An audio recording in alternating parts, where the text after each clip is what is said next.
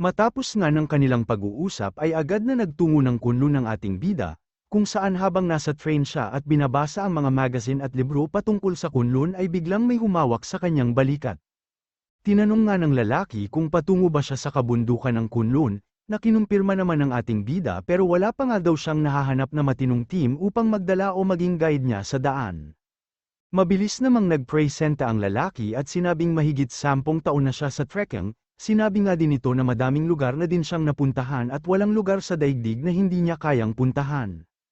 Kaya naman na-excite ang ating bida at tinanong kung nakapunta na ba ito ng Death Valley, at nadismaya nga si Shu nang sabihin ng lalaki na hindi pa siya nakakatapak sa lugar na yon. Iniisip nga ng lalaki kung bakit tinatanong ng baguhang binata sa kanyang harapan ang patungkol sa mahirap at mapanganib na lugar. Pero dahil sa ayaw nitong mapahiya kay Shu ay muli nitong sinabi na hindi pa siya nakapunta ng Death Valley. Pero patungo naman siya ngayon sa Salle kung saan ay magkakaroon sila ng 3 araw na adventure o pakikipagsapalaran.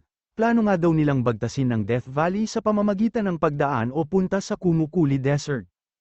Dahilan naman upang mapatanong ang ating bida kung bukas pa ba sa publiko ang Kunlun Ruins, sabay sinabing nabalitaan niya na may aksidenteng nangyari sa lugar. Agad naman siyang inakbayan ng lalaki at sinabi na malamang sa expert ang ating bida dahil maging ang aksidente ay alam niya. Sinabi nga ng lalaki na pinagbabawalan ang mga tao na magtungo ng Kunlun Ruin, pero dahil sa luwang nito ay wala naman makakapigil sa kanila. Isa pa ay may mga baril sila at mga veterans na din ang kanyang mga kasama, kung saan ay walang duwag na kahit isa sa kanila. Iniisip naman ng ating bida kung nag-enjoy ba ang mga ito habang nasa panganib ang kanilang mga buhay, dahil matapos bumalik ang era ng superpower ay mas mapanganib na ang Kunlun Ruins.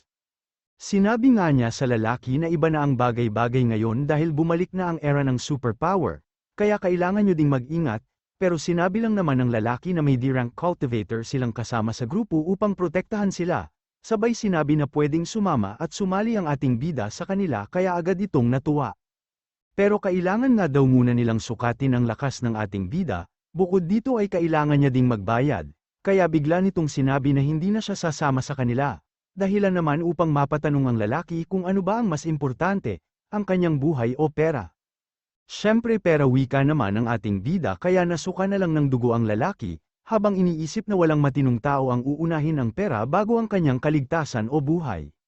Samantala nagtungo naman ang ating bida sa isang lugar kung saan ay nagtitipon-tipon ang mga umaakyat sa kabundukan, pagpasok nga niya ay nakita niyang madaming tao dito, kaya sigurado siyang makakahanap siya ng maayos na grupo dito upang magsilbing guide niya.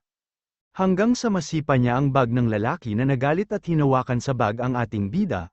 Paglingon nga niya ay bahagya silang natahimik at sinabing sinundan mo ba ako? Bigla namang dumating si Mr. Suabe at tinanong ang lalaki kung kilala ba niya ang ating bida. Si Mr. Suabe ay ang dating bantay sa gate ng black market ni Yeshao at siya din ang nagtakbo sa isang blessed stone ng ating bida.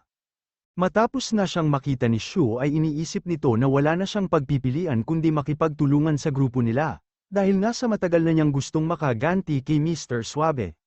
Nilabas nga ni Shu ang isang gold bar at tinanong sila kung sapat na ba ito upang makasama siya sa kanilang grupo, at nanlaki nga ang kanilang mga mata habang sinasabing sapat na yan, kaya naman agad na nagpaalam ang ating bida sa kanila upang makapag-check-in siya at babalik na lang daw mamaya. Pag-alis ni Shu ay napapatanong si Mr. Suabe kung sino ba talaga ang ating bida, dahil ang pagdadala nga daw ng gold bar ay gawain lamang ng mga veterans, pero sinabi lang naman ng lalaki na wala siyang alam at nakilala niya lang ang ating bida sa train. Naglaway pa nga ang lalaki matapos kagatin ang gold bar at sinabing tunay ito, masyado nang mapanganib sa panahong ito wika naman ni Mr. Suabe, matapos nga daw ang Kunlun Ruin ay hindi man lang nag-imbestiga ang dragnet at snares at pinagbawalan lang ang publiko sa pagpasok sa Kunlun. Sinabi nga din ni Mr. Suabe na pwede nilang imbitahang kumain ang ating bida sabay lalasingin upang malaman kung may mga impormasyon siyang alam patungkol sa Kunlun at Dragnet, dahilan upang mapatanong ang lalaki kung bakit tila natatakot si Mr. Suabe. Pero hindi nga daw siya natatakot at aalamin lang nila kung sino ang mga tao sa likod ng ating bida o nag-utos sa kanya, dahil pwede pa nga daw nilang gatasan ang ating bida habang nasa kabundukan sila.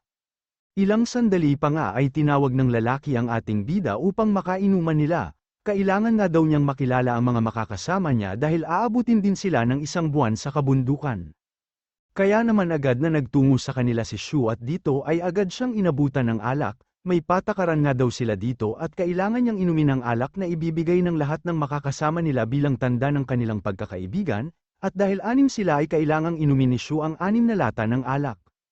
Paano kung ayaw kung inumin ang mga ibibigay ninyong alak, wika naman ng ating bida?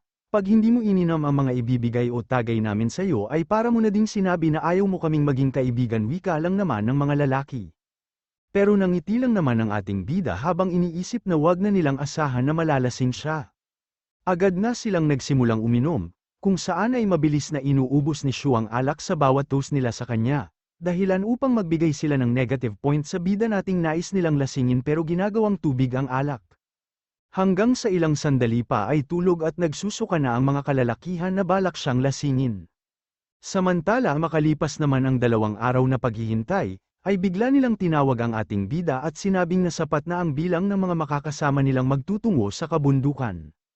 Andito na ang mga makakasama natin, wika nga ng lalaki, at sinabi din ito na magtutungo sila ng Qingzhou ngayong hapon, pero bigla namang nagduda ang mga makakasama nila kung professional ba talaga sila, sabay tanong kung makakasurvive daw ba ang ating bida sa pupuntahan nila nang ganun lang ang kanyang suot. Kaya naman agad na naglabas ng pera ang ating bida, at namili ng mga kagamitan kung saan ay naiyak na lang ang tindera matapos niyang baratin. Matapos nilang mapatunayan na mga professional sila ay nais namang makita ng lalaking may puting buhok kung may cultivator ba talaga silang kasama, kaya sinabi ng lalaki na pagkakataon na ni Mr. Suave para magpasikat. Inilabas nga nito ang kanyang aura, sabay inangat ang malaking bato at tinanong ang kanilang makakasama kung naniniwala na ba sila. Sinabi nga din ng lalaki na wala silang dapat ipag-alala dahil kakabalik lang ng isang grupo mula sa kabundukan at sinabi na wala silang nakaharap na panganib. Dahilan naman upang mapaisip ang ating bida, dahil kung ang D-rank daw ay kayang siguruhin ang kaligtasan nila sa Kunlun Ruins, ay ibig sabihin lang nito na hindi ganun kalala ang nangyayaring evolution sa mga hayop o nilalang sa kabundukan, gayunpaman ay iba ang sinasabi ng mga lalaking ito sa sinabi ni Lunan sa kanila. Samantala habang tinatahak naman nila ang malamig na kabundukan ay nakatitig sa ating bida ang isang deer, na agad naman niyang napansin, iniisip nga nito na nag-uumpisa palang mag-mutate ang deer, pero bukod dito ay wala na siyang nakikitang ibang hayop na nag-mutate o evolve. Bigla namang sinabi ng lalaki na matapos nilang malagpasan ang Kamantag Mountains ay makakapasok na sila sa Kunlun Ruins, dahilan upang maisip ng ating bida na wala pa sila sa sentro ng Kunlun Ruins, pero tila may nanunood at nagmamatsyag na sa kanya. Ilang sandali pa nga ang nakalipas ay nakarating sila sa isang pump station, at bigla silang naglaway matapos maamoy ang niluluto ng isang lalaki, hindi nga daw inaasahan ng lalaki na may mga aakyat sa kabundukan sa ganitong buwan ng taon. Sabay sinabi na malamang sa gutom na sila matapos ang mahabang paglalakad, kaya mas mainam kung magpahinga na muna sila at humigop ng mainit na sabaw.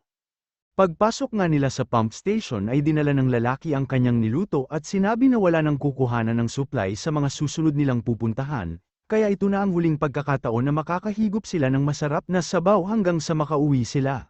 Dahilan naman upang maisip ng ating bida na kahit saan siya magpunta ay may mga mababait na tao talaga.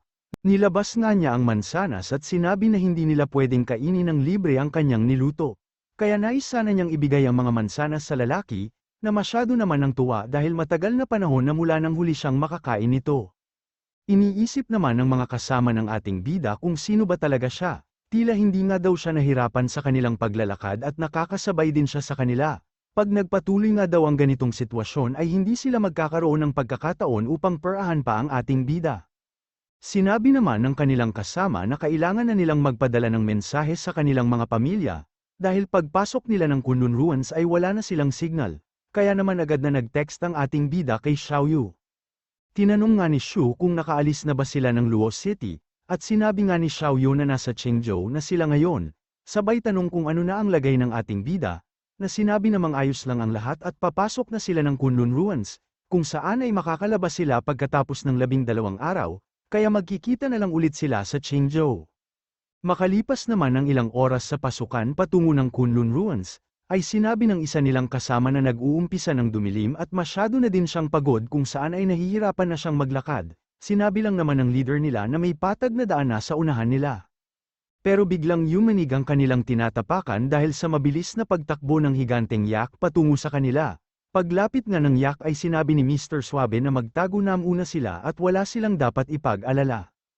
Diyan na muna kayo at manood, wika nga ng kanilang leader, kaya naman nakisiksik na din ang ating bida, habang iniisip na F-rank lang ang yak at malamang sa hindi naman mahihirapan si Mr. Suave na labanan ito. Isa pa ay nais niya ding malaman ang kapabilidad ng magnanakaw na si Mr. Suave. Agad ngang sinalubong ni Mr. Suave ang yak gamit ang kanyang pala, pero hindi niya kinaya ang yak sa palakasan kaya naman muli niyang ginamit ang pala, upang putulin ang sungay nito at muling sinaksak ng pala hanggang sa tuluyang mamatay. Masyado nga ang paghanga ng kanilang mga nakasama sa pagpatay niya sa yak at sinasabing hindi nasayang ang kanilang pera, habang ang ating bida naman ay dismayado sa abilidad ni Mr. Suave at wala man lang maayos na sandata. Masyado nga silang namamangha sa laki ng napatay ni Mr. Suave na yak, pero sinabi naman ng kanilang leader na kailangan na nilang magpatuloy sa paglalakad. Kung saan habang naglalakad sila ay napansin nito na mayroong kulang sa kanila, ito nga ay ang ating bida na sinabing nagtanim lang ng bomba saglit.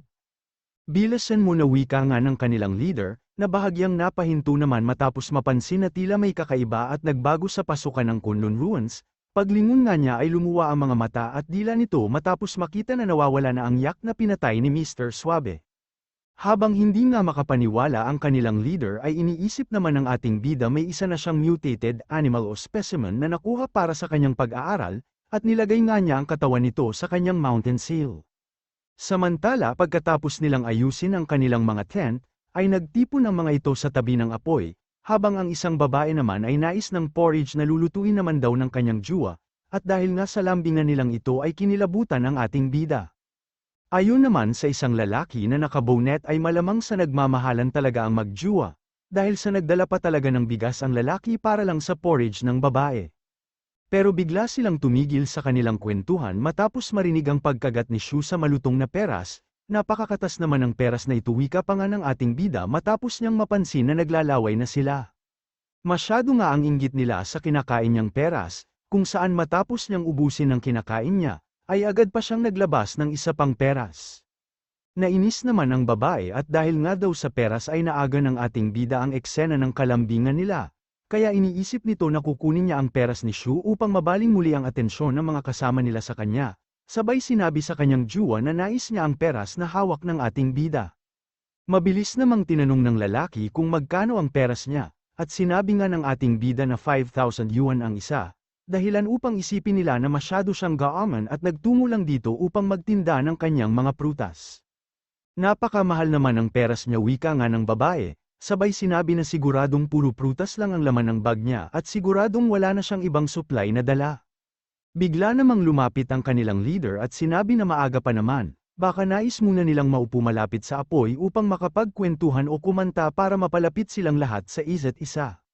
Mabilis ngang naupo ang ating bida at sinabi na magandang idea ang naisip, nagpresenta na nga din ito na maunang magkwento. Ang kwento nga daw niya ay patungkol kay Ming, isang bata na nilagay sa loob ng drum at namatay sa suffocation o kakulangan ng hangin, at nagbigay nga ng negative points ang kanyang mga kasama sabay tumakbo ng mabilis patungo sa kanilang mga tent.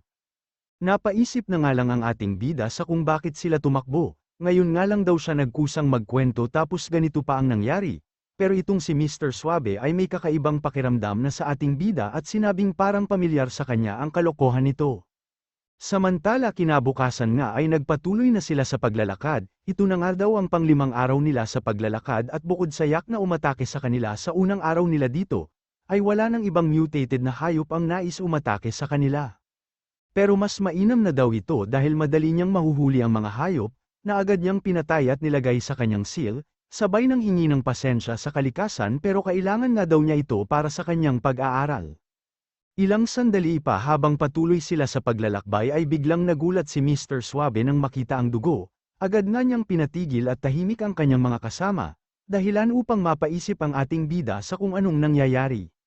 Muli ngang tinignan ni Mr. Suave ang hayop at sinabi na isang itong mutated o evolved na giant bear, at dahil nga sa takot nito ay muli siyang nagulat nang sumulpot ang ating bida sa kanyang tabi.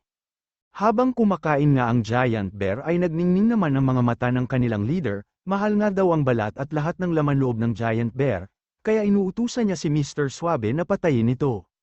Pero sinabi naman ni Mr. Suave na masyado itong malaki at hindi niya ito kaya, Mas mainam nga daw kung magtatago na lang muna sila at hintayin na umalis ito, dahilan upang kabahan ang kanilang mga kasama at mapatanong kung makakalabas pa kaya sila ng buhay.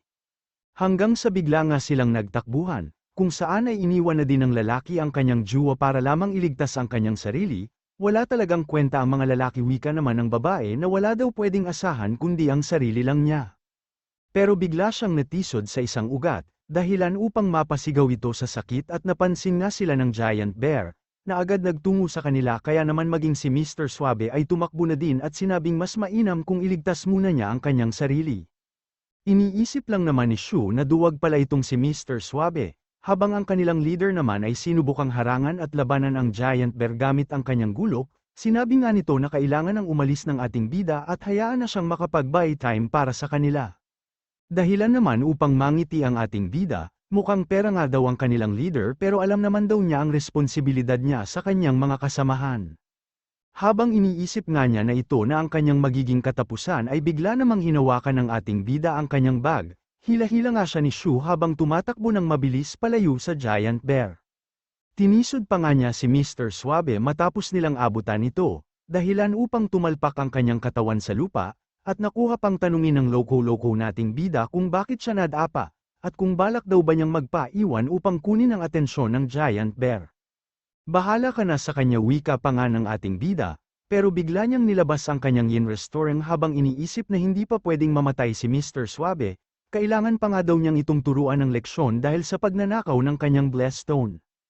Agad ngang naglunsad ng pag-atake ang bear, pero naiwasan naman ito ni Mr. Suabe at sinabing minamalas siya ngayon habang nanginginig sa takot. Tinipon na niya ang lakas ng loob na natitira sa kanya at iniisip na kailangan niyang mapatay ang giant bear, sabay inatake ito gamit ang kanyang pala. Pero gumanti naman ng pag-atake ang giant bear sa kanya. Kaya paulit-ulit pa niyang ginamit ang kanyang pala habang sinasabi sa bear na magtungo na siya sa impyerno, hanggang sa biglang ginamit ni Shu ang yin restaurant niya, at pagbagsak nga ng bear ay napapatanong si Mr. Suabe kung napatay ba niya ito. Hanggang sa ilang sandali pa ay bigla itong tumawa ng pagkalakas-lakas habang pinupuri ang kanyang sarili, dahilan naman upang mamangha ang kanilang mga kasamahan sa kanya, habang ang kanilang leader naman ay nakatingin lang sa ating bida na nakangiti. Samantala habang nagpapahinga naman sila ay lumapit ang kanilang leader sa ating bida, kaya tinanong niya ito kung bakit siya nagtungo sa kanya dahil ang leader nga nila ay madalas nakasama ang iba tuwing nagpapahinga sila. Sinabi lang naman ito na nais lang niya ng konting katahimikan, sabay sinabi na maghihiwalay na yung magjuwa at paulit-ulit sinasabi ng babae na walang kwenta ang mga lalaki. Hindi ba siya nag-iisip, wika naman ng ating bida, dahil ang supply nga daw ng magjuwa ay nasa lalaki lahat. Pero bigla lang namang nagpasalamat sa ating bida ang kanilang leader. Dahil naman sa lakas at bilis sa pagtakbo na pinakita ng ating bida, ay nalaman daw ng kanilang leader na isa siyang cultivator, gayunpaman ay wala naman siyang balak alamin kung ano ang sadya ng ating bida sa Kunlun. Muli nga niyang pinasalamatan ang ating bida sa pagligtas nito sa kanya, pero sinabi lang naman ni Shu na hindi na niya kailangang magpasalamat, pero muli ay sinabi ng kanilang leader na kailangan talaga niyang magpasalamat. Pero ang ibig sabihin pala ng ating bida ay hindi niya kailangan ng pasasalamat, at nais lang niyang mabalik ang gold bar na binigay niya sa kanila, na agad namang binalik ng leader nila at binulsa ng ating bida. Lumapit naman ang babae sa ating bida upang bumili ng kanyang prutas, kaya iniisip niya na wala ng pagkain ng babae matapos makipag-break sa kanyang juwa, at sinumpong nga ng kalokohan ng ating bida kung saan ay sinabi niyang nabulok na ang lahat ng kanyang prutas, dahil sa walang kwenta nga daw kasi ang mga lalaki. Pero bigla silang nagulat matapos magliwanag ang kalangitan, sinabi nga ng kanilang leader na ito na ang Death Valley, ang daan patungo ng impyerno ay nagbukas na, wika nga din niya. Habang ang ating bida naman ay iniisip lang na napakagandang tanawin ng kanyang nakikita, pero mayroon nga daw talagang mali sa lugar na ito, dahilan na din upang hindi na siya magtaka kung bakit umatras ang dragnet at snares mula sa lugar na ito. Hindi naman naniniwala si Mr. Suabe na pintuan ito patungo ng impyerno. Wala nga daw silang panganib na nadaanan kaya malamang sa madaming kayamanan sa lugar na ito. Kaya naman nag-aapura siya na magtungo sa Death Valley, pero pinipigilan siya ng iba nilang kasama at sinabi na kailangan niya silang protektahan dahil binayaran siya para sa kanilang proteksyon. Pero wala nga daw siyang pakialam sa kanila, hindi nga din daw siya natatakot sa mga halimaw, at sinabi na hintayin na lang nila ang kamatayan nila dito dahil walang iba na pwedeng kumuha at makihati sa kayamanan, na makukuha niya mula sa Death Valley. Masyado siyang sakim, wika naman ng kanilang leader, sabay tinanong ang ating bida kung ano na ang susunod at dapat nilang gawin. Dahilan naman upang mapaisip ang kanilang mga kasama, umalis na nga daw ang cultivator na si Mr. Suabe, pero bakit ngayon ay isang binata naman ang tinatanong ng kanilang leader sa kung ano na ang gagawin nila? Sinabi naman ni Shu na kailangan niyang magpatuloy, kung saan ay pwede naman silang sumama sa kanya o piliin na lang na manatili dito. Kung natatakot nga daw sila para sa kanilang kaligtasan ay mas mainam kung maghintay na lang sila dito para sa ating bida, dahil babalik naman siya matapos niyang makita kung ano ang meron sa Death Valley. Sinabi naman ng kanilang leader na sasama siya sa ating bida, kahit nga daw pangkaraniwang tao lang siya ay mayroon naman siyang pwedeng itulong kay Shu, dahilan upang mapatanong ang babae sa kung anong ibig niyang sabihin, at kung cultivator din daw ba ang binata. Pero hindi naman nila sinagot ang katanungan ng babae at nagpatuloy na silang maglakad, kung saan ay sinabi din ng kanilang mga kasama na sasama sila sa ating bida. Makalipas nga ang ilang oras sa Dragnet at Snare Station sa Death Valley, ay nakita ni Shu ang isang litrato ng mga miyembro ng Dragnet at Snares at dito ay makikita din si Luonan, ang kanilang guro.